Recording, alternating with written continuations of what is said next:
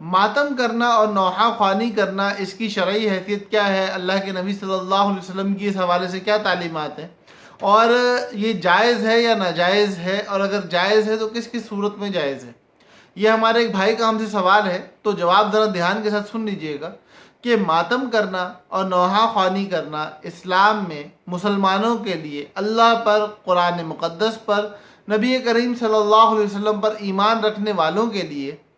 ماتم اور نوحہ خوانی کرنا حرام ہے۔ قرآن مقدس میں ہمیں تعلیم دی گئی ہے کہ صبر اور نماز کے ساتھ اللہ کی مدد حاصل کرو، اور یہ تعلیم مسلمانوں کے لیے ہے، تو مسلمانوں کو صبر اور نماز کی طرف رجوع کرنا چاہیے، نہ کہ ماتم اور نوحہ خوانی کی طرف۔ دوسری طرف بات اللہ کے نبی صلی اللہ علیہ وسلم کی ہے،